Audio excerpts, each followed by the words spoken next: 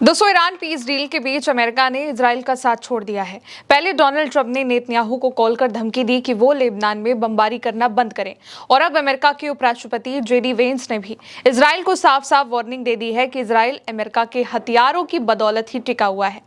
दोस्तों, Iran America के बीच MOU deal पर, यानी कि मेमोरेंडम ऑफ अंडरस्टैंडिंग जो डील है इनकी, उस पर सिग्नेचर हो चुके हैं। ट्रंप ने फ्रांस में बैठकर ये साइन करे, और जो ईरान के राष्ट्रपति हैं मसूद पेज़ेश्कियान, उन्होंने ऑनलाइन इस एमओयू एग्रीमेंट पर सिग्नेचर कर दिए हैं। लेकिन ईरान की ओर से वार्निंग भी दी गई है कि अगर अमेरिका किसी भी समझौते की शर्त को तोड़ता है तो ईरान भी जवाब देने के लिए तैयार रहेगा, और ये बात अमेरिका भी जानता है। सबसे बड़ी बात है वो ये है कि ईरान की शर्त ये है कि सभी मोर्चे पर युद्ध खत्म हो, और इसमें लेबनान का जिक्र भी है। लेकिन इजराइल लगातार लेबनान में हमले कर रहा है, जो कि सीज फायर वायलेशन है, और इसलिए अमेरिका को इस बात का डर भी है कि कहीं ये डील टूट ना जाए। अब इसको लेकर के अमेरिका के उपराष्ट्रपति जेडी वेंस ने नेतन्याहू को सीधे सीधे वार्निंग दे दी है, फटकार लगा दी है। द क्रेडल के हवाले से खबर है जिसमें लिखा है कि अमेरिका के उपराष्ट्रपति जेडी वेंस ने इजरायली कैबिनेट अधिकारियों को वार्निंग दी है। जेडी वेंस ने इजरायली सरकार के सदस्यों को बड़ी चेतावनी जारी करते हुए उनको याद दिलाया है कि इजरायल की सुरक्षा काफी हद तक अमेरिका के वित्तीय और सैन्य समर्थन पर ही निर्भर करती है। जेडी वेंस ने कहा कि आपने बीबी की कैबिनेट के कुछ लोगों को समझौते पर हमला करते हुए और कुछ मायनों में व्यक्तिगत रूप से अमेरिका के राष्ट्रपति पर हमला करते हुए देखा है। बीबी यानी कि बेंजामिन नेतन्याहू और उनके मंत्री।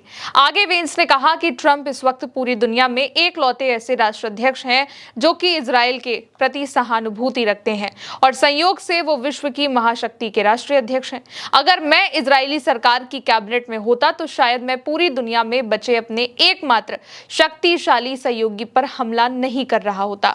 इजराइल के लिए समस्या डोनाल्ड ट्रंप नहीं है, और इजराइल में जो कोई भी ये सोचता है कि उनकी सबसे बड़ी समस्या अमेरिका के राष्ट्रपति डोनाल्ड ट्रंप है, उन्हें जागने और उस देश के सामने मौजूद स्थिति की वास्तविकता को समझने की जरूरत है। इस धमकी का मतलब ये है कि जो भी लोग नेतन्याहू और उनके जो मंत्री हैं, जो ट्रंप पर दबाव बनाने की कोशिश कर रहे हैं, जो इस एमओयू डील को खत्म करने पर हमला करने के लिए उनको सीधे सीधे कह रहे हैं, साथ ही जो लोग ईरान और अमेरिका की डील से खुश नहीं है, उनको यहाँ पर वार्निंग दी गई है। और कौन खुश नहीं है, ये हर कोई जानता है कि इजराइल इस डील से बिल्कुल भी खुश नहीं है, क्योंकि इजराइल ये चाहता है कि हमले लगातार जारी रहे, ईरान पर हमला हो।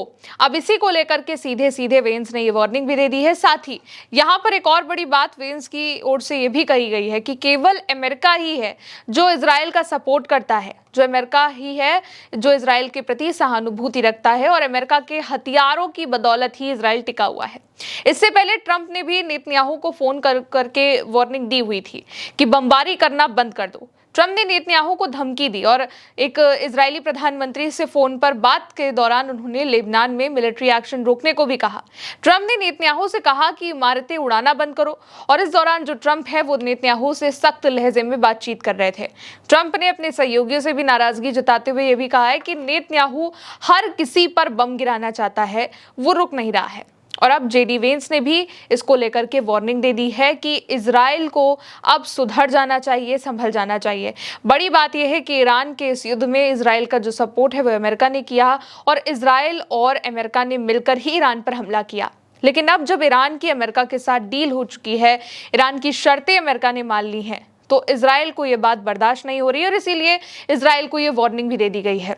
कुछ वक्त पहले अमेरिका ने इजराइल में अपने एयरक्राफ्ट को भी निकालना शुरू कर दिया था। खबर ये आई थी कि इजराइल का जो बेन गुरियन एयरपोर्ट है, जहां पर मिडिल ईस्ट में हुए ये युद्ध और ईरान अमेरिका के हुए युद्ध के वक्त इजराइल के जितने भी स्ट्रैटो टैंकर्स थे, KC-135 जैसे रिफ्यूलिंग टैंकर तैनात थे, वो खड़े थे। अब उनको अमेरिका ने कई हद तक कम करना शुरू कर दिया है, और इजराइल के एयरपोर्ट से निकालना भी शुरू कर दिया है। तो इसीलिए अब जो बात है वो समझ में भी आ रही है कि अमेरिका भी नहीं चाहता है कि इजराइल किसी भी तरीके का वायलेशन करे, किसी भी तरीके से ईरान और उसकी डील के बीच में कोई भी ऐसी परेशानी खड़ी करे जिससे ईरान दोबारा से हमला करे। अब अगर लेबनान की बात करें तो इजराइल हमला नहीं रोक रहा है। इजराइल के सुरक्षा मंत्री हैं बेन गुवीर, उन्होंने कहा है कि पूरा लेबनान जलना चाहिए। यानी कि लेबनान पर हमले नहीं रुकने चाहिए। ये इजराइल के मंत्री बेन गुइर है, उनकी ओर से स्टेटमेंट दिया गया है। इसके अलावा हिजबुल्लाह भी इजरायली सैनिकों पर हमला कर रहा है, क्योंकि जब लेबनान में हमले हो रहे हैं तो उसका जवाब लगातार हिजबुल्लाह की ओर से दिया जा रहा है। अब इजरायली सेना ने यह बताया है कि दक्षिणी लेबनान के कफर तेबनेत गांव में हिजबुल्लाह के ड्रोन हमले में 5 इजरायली सैनिक घायल हो गए हैं। इनमें एक सैनिक की हालत गंभीर बताई जा रही है। आईडीएफ के मुताबिक हिजबुल्लाह के विस्फोटक ड्रोन ने कमांडो ब्रिगेड के जवानों को निशाना बनाया और इजरायली सेना यानी कि आईडीएफ ने यह भी बताया है कि दक्षिणी लेबनान में हिजबुल्लाह के हमले में एक टैंक बटालियन कमांडर समेत 4 इजरायली सैनिकों की जान चली गई है, उनकी मौत भी हो गई है। यानी कि हमले जो हैं वो लगातार हो रहे हैं। इसलिए डील में जो ईरान की शर्त है कि युद्ध सभी मोर्चे पर खत्म हो, वो अभी भी नहीं हो पाई है।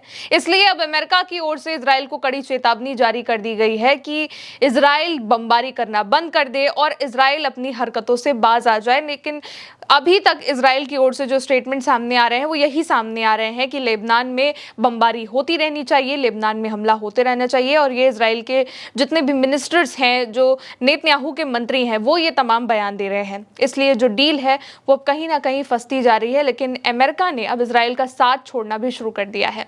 फिलहाल दोस्तों अभी के लिए इस खबर में इतना ही। आप देखते रहिए उल्टा चश्मा यूसी। मेरा नाम है गौरी वर्मा। नमस्ते।